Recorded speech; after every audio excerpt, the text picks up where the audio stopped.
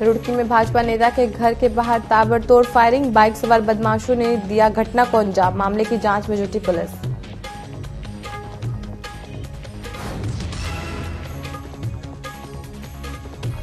जबरेड़ा विधानसभा से कांग्रेस प्रत्याशी वीरेंद्र रावत ने की जनसभा, भाजपा पर जमकर साधा निशाना, कहा जो भी विकास हुआ कांग्रेस के कार्यकाल में हुआ।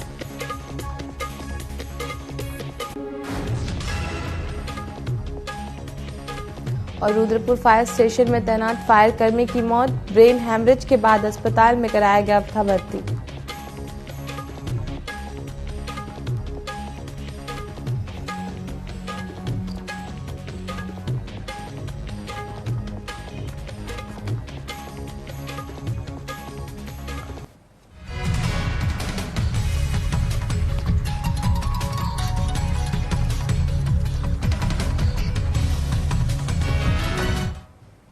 नमस्कार, उत्तराखंड विशेष न्यूज बुलेटिन में आप सभी का स्वागत है। मैं हूं आपके साथ मधु। तो चलिए खबरों की शुरुआत करने से पहले रुक करेंगे इस वक्त की बड़ी खबर का, जो कि हरिद्वार से मिल रही है। हरिद्वार से इस वक्त की बड़ी खबर आपको बता दें, जहां बीजेपी राष्ट्रीय अध्यक्ष जेपी नड्डा का उत्तराखंड दौरा आज। बड़ी खबर आपको उत्तराखंड से बता रहे, जहां बीजेपी राष्ट्रीय अध्यक्ष जेपी नड्डा का उत्तराखंड दौरा, माया देवी मंदिर पहुंचकर संतों का आशीर्वाद लेंगे नड्डा।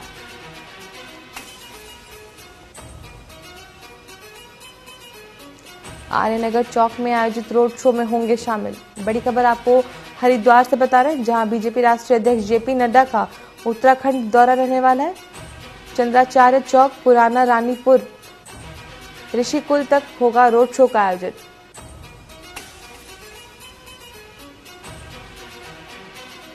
हरिद्वार लोकसभा के बूथ कार्यकर्ताओं सम्मेलन में होंगे शामिल। तो बड़ी खबर आपको हरिद्वार से बता रहे हैं, जहां बीजेपी राष्ट्रीय अध्यक्ष जेपी नड्डा का हरिद्वार उत्तराखंड दौरा रहने वाला है। उत्तराखंड दौरे पर बीजेपी के राष्ट्रीय अध्यक्ष जेपी नड्डा, बता दें, माया देवी मंदिर पहुंचकर संतों का आशीर्वाद लेंगे जेपी नड्डा। आर्यनगर चौक में आयोजित रोड शो में शामिल होंगे। वहीं चंद्राचार्य चौक, पुराना रानीपुर, ऋषिकुल तक ये रोड शो का आयोजन किया जाएगा। हरिद्वार लोकसभा के बूथ कार्यकर्ता सम्मेलन में शामिल होंगे जेपी नड्डा।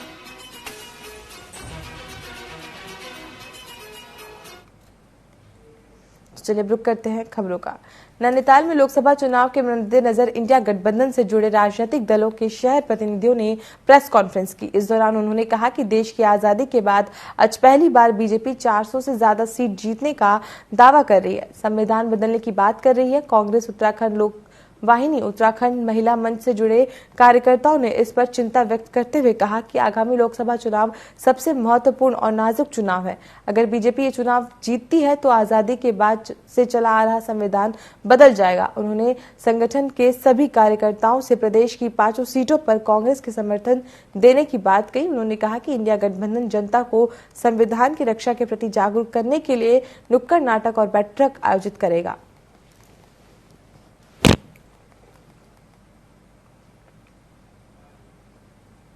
देखिए, पूरे देश के स्तर पर आज की जो राजनीतिक स्थिति जो हो गई है, इन 77 साल की इस आज़ादी में पहली बार ये खतरा महसूस हो रहा है कि जो हमारे बुजुर्गों ने जो हजारों बलिदान देकर जो स्वतंत्रता हासिल की, जो संविधान एक बनाया, वो आज खतरे में है। और इस संविधान को बदलने की बात की जा रही है कि हम 400 पार की संख्या हम संसद में लाकर इस पूरे संविधान को ही बदल देंगे। हम महात्मा गांधी की जगह गॉडसे को स्थापित कर देंगे। हम कोई सवाल नहीं कर सकते। आज कोई भी सवाल करने वाला वो देशद्रोही हो जाता है। तो महंगाई अपने चरम स्तर पर है। पिछले 10 सालों में जितनी तेजी महंगाई हुई वो इससे पहले कभी नहीं हुई थी। बेरोजगारी पिछले 50 सालों में अपने सबसे ज़्यादा है। लोकतंत्र एक आदर्श हुआ करता था। हमारे पड़ोसी हमसे बिछुड़ रहे हैं, चाहे वो भूटान हो, चाहे वो नेपाल हो, चाहे मालदीव हो, श्रीलंका हो। एक ऐसी स्थिति में पूरा देश को रख दिया गया है जहां आप सवाल भी नहीं कर सकते हैं और लगातार लोकतंत्र का ह्रास हो रहा है। मसूरी में पत्रकारों से बातचीत के दौरान बीजेपी नेता कांग्रेस पार्टी पर हमला बोलते नजर आए। उन्होंने कहा कि कांग्रेस पार्टी इस समय हताश है। उनकी पार्टी को उत्तराखंड की 5 लोकसभा सीट पर प्रत्याशी नहीं मिल रहे हैं। वहीं 5 में से 2 लोकसभा सीट पर वो अभी तक अपने प्रत्याशी घोषित नहीं कर पाए हैं। उन्होंने कहा कि कांग्रेस चुनाव की तैयारी के बजाय भाजपा पर आरोप लगाने में व्यस्त है, का उनको कुछ लाभ नहीं मिलने वाला। उन्होंने कहा कि भारतीय जनता पार्टी द्वारा लोकसभा की 5 सीटों पर प्रत्याशी घोषित करने के साथ उनके नामांकन की तिथि भी घोषित कर दी गई है और चुनाव में प्रचार प्रसार को मजबूत करने के लिए कार्य योजना बना दी गई है।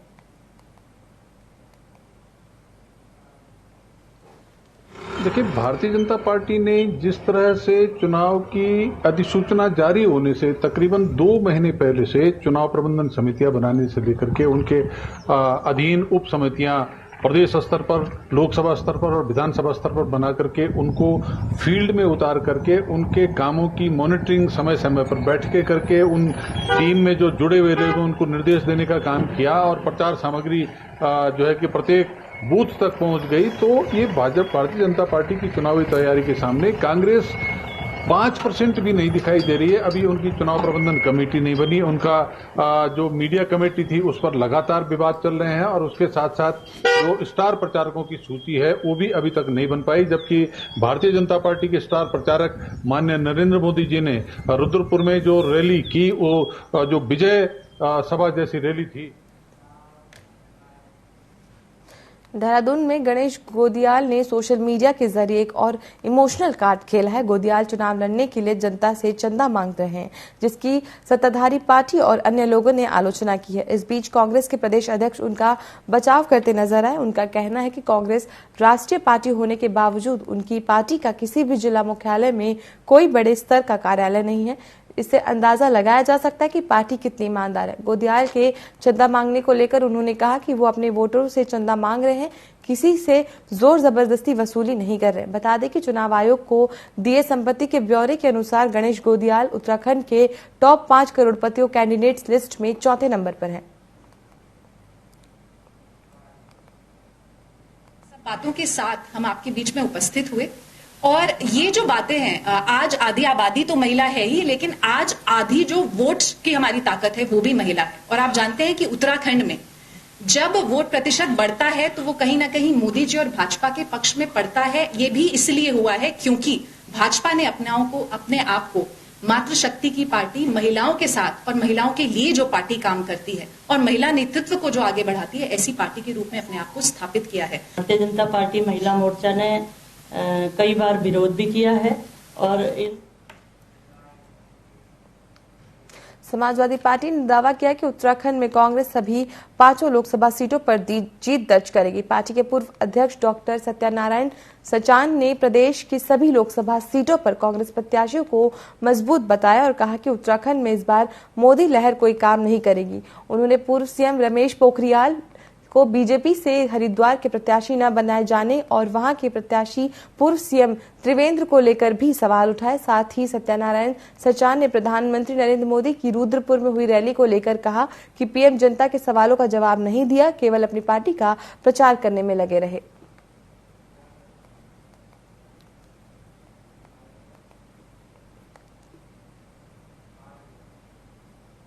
देखिए, मैं 3 सीटों में मैं खुद गया हूं।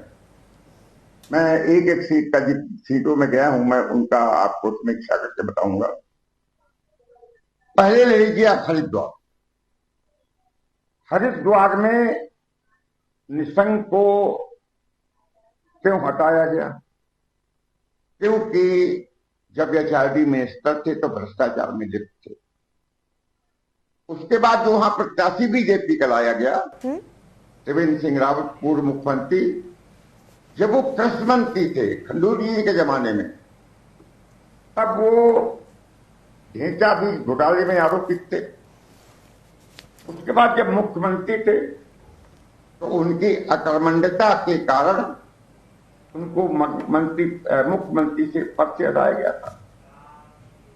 महिला मोर्चा की प्रदेश अध्यक्ष ने गुरुवार को प्रदेश मीडिया सेंटर में प्रेस वार्ता की। उन्होंने कांग्रेस प्रवक्ता रणदीप सुरजेवाला की निंदा करते हुए द्वारा हेमा मालिनी पर की गई अशोभनीय टिप्पणी को कांग्रेस की मातृशक्ति के प्रति घटिया मानसिकता बताया। उन्होंने कहा कि कांग्रेस का चरित्र हमेशा से महिला विरोधी रहा है और इस पार्टी ने हमेशा नारी शक्ति का अपमान करने का काम किया है।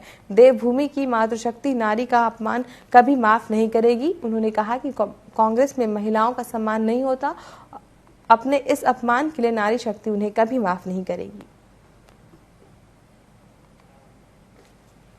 बातों के साथ हम आपके बीच में उपस्थित हुए और ये जो बातें हैं, आज आधी आबादी तो महिला है ही, लेकिन आज आधी जो वोट की हमारी ताकत है वो भी महिला है। और आप जानते हैं कि उत्तराखंड में जब वोट प्रतिशत बढ़ता है तो वो कहीं ना कहीं मोदी जी और भाजपा के पक्ष में पड़ता है। ये भी इसलिए हुआ है क्योंकि भाजपा ने अपने आप को मातृशक्ति की पार्टी, महिलाओं के साथ और महिलाओं के लिए जो पार्टी काम करती है और महिला नेतृत्व को जो आगे बढ़ाती है, ऐसी पार्टी के रूप में अपने आप को स्थापित किया है। भारतीय जनता पार्टी महिला मोर्चा ने कई बार विरोध भी किया है और इन बयानों पर हमने बोला भी है। और हम भारतीय जनता पार्टी का महिला मोर्चा और भारतीय जनता पार्टी लगातार महिलाओं के हित के लिए महिलाओं के सवालों को खड़ा करता रहा है। और आज जहां भी महिलाएं हैं, मैं समझती हूँ कि आज पंचायत से लेके लोकसभा तक की अगर बात होती है तो वो केवल भारतीय जनता पार्टी करती है। लोकसभा चुनाव में मतदाताओं को जागरूक करने के लिए देहरादून में क्विज और रील प्रतियोगिता का आयोजन किया गया, जिसमें विजेताओं को नगद पुरस्कार भी दिया गया। आपको बता दें कि मतदान जागरूकता से संबंधित रील बनाकर इंस्टा और सीईओ को टैग करना होगा। इसके अलावा फेसबुक पर क्विज में हिस्सा लेना होगा। फेसबुक क्विज प्रतियोगिता की शुरुआत 3 अप्रैल से हो गई। प्रथम विजेता को 10,000 रुपए 1,000 रुपए, तो वहीं द्वितीय स्थान पर आने वाले विजेता को 500 रुपए का नगद पुरस्कार दिया जाएगा।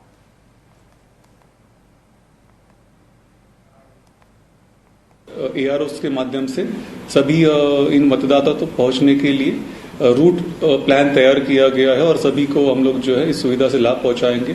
होम वोटिंग की सुविधा उपलब्ध कराई जाएगी। इसका जो कार्यक्रम हम लोगों ने टेंटेटिवली तैयार किया था, हम लोगों ने 8 तारीख से 10 तारीख तक प्रथम चरण का मतदान करने का निर्णय किया था।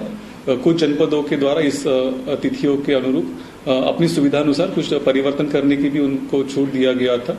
उसी क्रम में कुछ जनपदों ने 6 तारीख से प्रारंभ करने का निर्णय लिया हुआ है।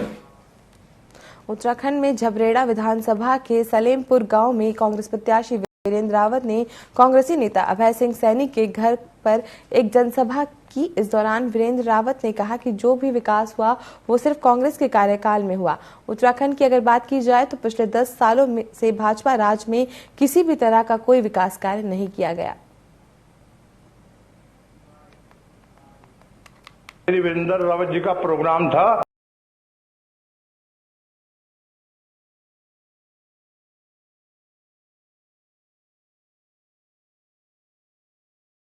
वो भारी मतों से जीतेंगे, उनका दिलो जान से समर्थन कर रहे हैं, ये हमारी कामना है। उनके कार्य ऐसे हैं कि हमारे हरीश रावत जी जमीन से जुड़े हुए नेता है। वीरेंद्र रावत मेरे साथ जो है डोर टू डोर कैंपेनिंग में मेरा साथ दिया, सब मेरे को आशीर्वाद दिया सबने।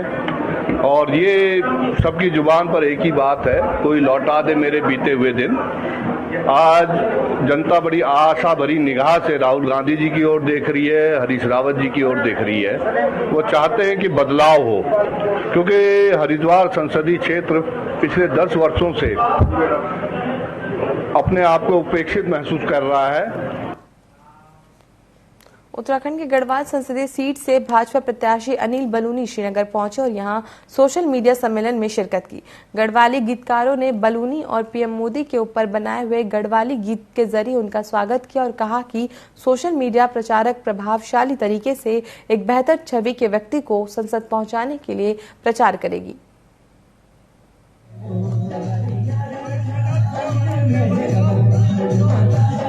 बड़ी संख्या में इन लोग आए। इनका मानना है कि भारतीय जनता पार्टी के साथ जुड़ के भारतीय जनता पार्टी के विचारों को नीचे तक पहुंचाना, मोदी जी के जो जन कल्याण की चीजें उनको नीचे तक पहुंचाने के लिए ये सब लोग भी प्रयास कर रहे हैं। हम इनके आभारी हैं और जिस प्रकार से ये सब लोग काम कर रहे हैं, वाकई आज जो देश को आवश्यकता है मोदी जी की पुनः सरकार बनने की, विकसित भारत और विकसित उत्तराखंड में, उसमें इनका भी सबका योगदान होगा और हम लोग 400 पार का जो हमारा संकल्प है वह भी पूर्ण होगा।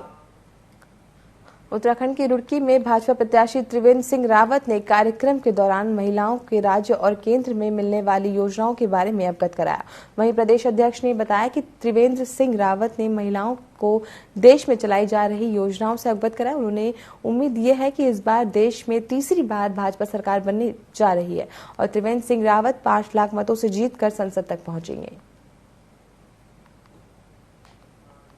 आज विकास की बात नारी शक्ति के साथ ये कार्यक्रम यहाँ पर आयोजित किया गया था और इसमें तमाम ऐसी महिलाएं हैं जो माननीय प्रधानमंत्री जी के आशीर्वाद से और राज्य सरकार के आशीर्वाद से कुछ न कुछ स्वरोजगार कर रहे हैं, कोई ना कोई काम कर रही हैं। और यहाँ पर मुझे बताया गया कि कई महिलाएं ऐसी हैं कि जो अच्छी आय यहाँ पर कर रही हैं, लाखों रुपए में सालाना अपना कमाई कर रही हैं।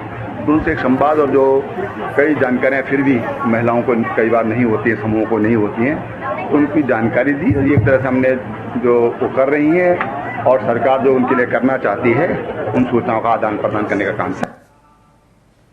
उधम सिंह नगर के जसपुर कोतवाली क्षेत्र में हुई नकदी और ज्वेलरी चोरी का पुलिस ने खुलासा किया है, जहां पुलिस ने चोरों के मामले में एक आरोपी को गिरफ्तार किया, जिसके कब्जे से 22.5 तोला सोना के आभूषण और 3,60,000 नकद बरामद किए। बता दें कि 1 अप्रैल को देर रात चोरी की वारदात हुई थी। फिलहाल आरोपी को पुलिस कोर्ट में पेश करने की तैयारी कर रही है।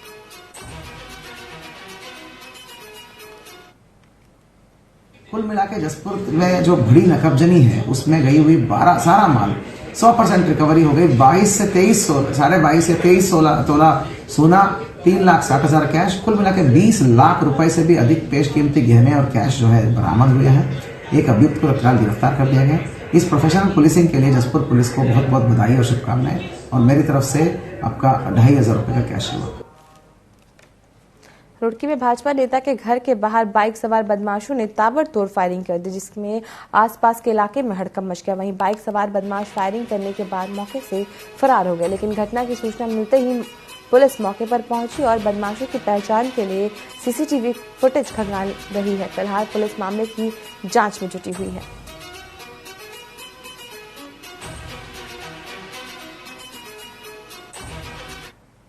कल कुछ अज्ञात लोगों द्वारा फायर का घटना संज्ञान में आया था, जिसने पुलिस ने तुरंत संज्ञान में लिया। हमारे एसपी ग्रामीण और उनकी पूरी टीम मौके पर पहुंची थी और इसमें 2 फायर पुनः प्रकाश में आया था। पुलिस ने इस पूरे घटनाक्रम को बहुत ही संजीदगी से लिया है और हम बहुत ही सख्त कार्रवाई इसमें करेंगे, क्योंकि इलेक्शन का भी माहौल है और इस तरीके से व्यक्ति अगर कोई घटना कर रहे हैं तो इनके अगेंस्ट हम लोगों ने ऑलरेडी टीम हमारी निकली हुई है, जल्दी इनकी अरेस्टिंग भी की जाएगी। उनके खिलाफ सख्त। चमोली जिले के आईटीबीपी गोचर में स्कूली बच्चों को पहाड़ में होने वाली विभिन्न प्रकार की आपदाओं से बचाव के लिए 8वीं बटालियन ने जानकारी दी। कमांडो अतुल कुमार थवाइत ने बताया कि विद्यार्थियों ने नागरिक उत्तरदायित्व की भावना को विकास के लिए आपदा प्रबंधन का डेमोन्स्ट्रेशन, हथियारों की प्रदर्शनी और वेपन हैंडलिंग का आयोजन किया गया।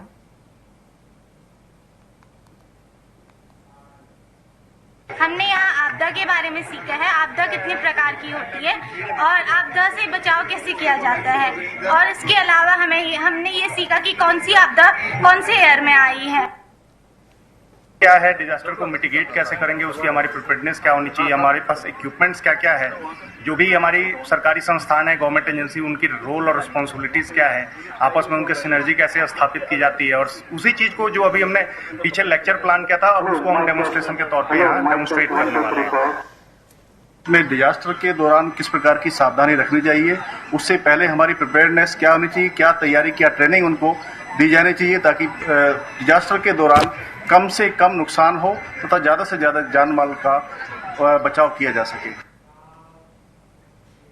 एक्शन फॉर इन्वेस्टमेंट सोसाइटी ने मसूरी उपजिला चिकित्सालय के साथ मिलकर मसूरी और उसके आसपास के क्षेत्र भी टीबी मुक्त बनाने के लिए जन जागरूकता अभियान चलाने का संकल्प लिया। मसूरी उपजिला अध्यक्ष ने के साथ आशा संस्था की ओर से आयोजित कार्यालय में टीबी की बीमारी से ग्रसित मरीजों को पोषक आहार वितरण किया गया। इस मौके पर लोगों से टीबी से ग्रसित लोगों को गोद लेकर उनकी मदद करने का आह्वान किया गया। इसमें जो गरीब पेशेंट ये कहता है हाँ मुझे अनाज चाहिए, उसको तो हम देते हैं, लेकिन कुछ लोग ऐसे मरीज भी आते हैं जो कहते हैं हमें ऐसा कुछ नहीं चाहिए, तो उनको हम ऐसी कोई मदद अपने आप बंद हो जाती है।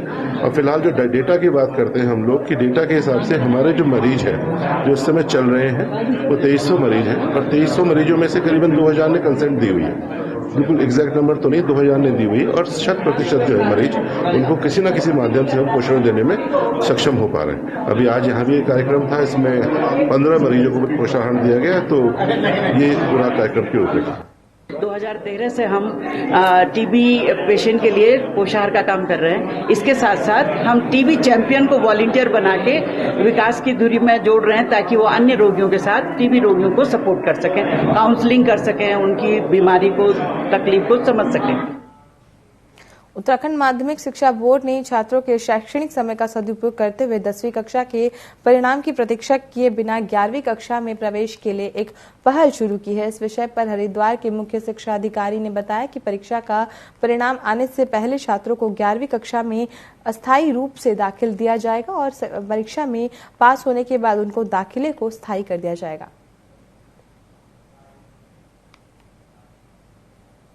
इसमें हमारा जो सीबीएसई के स्कूल है वो तो ऑलरेडी पहले से भी लेते हैं, अपने स्कूल के बच्चों का 11वीं में प्रोविजनल एडमिशन लेते हैं। लेकिन हमारे जो उत्तराखंड बोर्ड से मान्यता प्राप्त स्कूल हैं उनके लिए भी विगत वर्षों से निर्देश ये दिए गए हैं कि यदि बच्चा 10वीं की परीक्षा दे चुका है और वो कहीं भी हमारे स्कूलों में एडमिशन चाहता है तो उसको प्रोविजनली एडमिट किया जाएगा। जब तक उसका रिजल्ट आ जाएगा तब उसको फाइनली उसको एडमिट माना जाएगा, तो वो प्रोविजनल प्रवेश ले सकते। देहरादून में अस्पताल प्रशासन ने 20 नर्सों को नोटिस जारी किया है, जिसमें नर्सों के दिए गए कमरों को खाली कराने के लिए 7 दिन का समय दिया गया। वहीं सीएमएस अनुराग अग्रवाल ने कहा कि कमरे खाली न होने के चलते आवास आवंटन में प्रशासन को परेशानी हो रही है। यदि इस नोटिस की भी नर्सों की ओर से अवहेलना की जाती है तो प्रशासन को मजबूरन कानूनी कदम उठाने होंगे।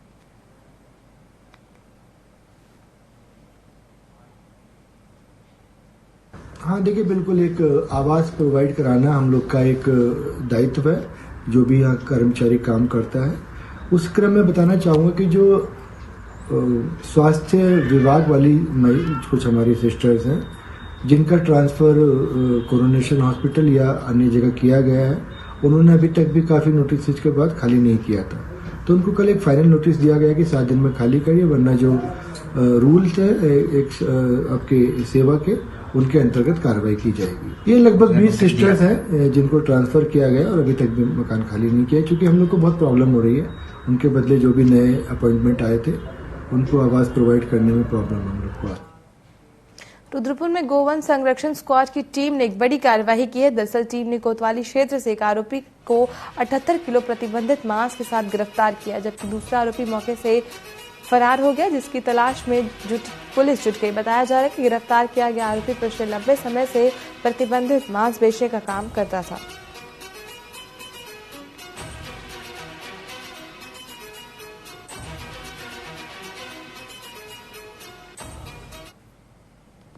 जब हम तीन पानी में पहुंचे तो हमें मुखबिर से सूचना मिली कि रेशमबाड़ी में दुकान में एक व्यक्ति को मांस बेच रहा है।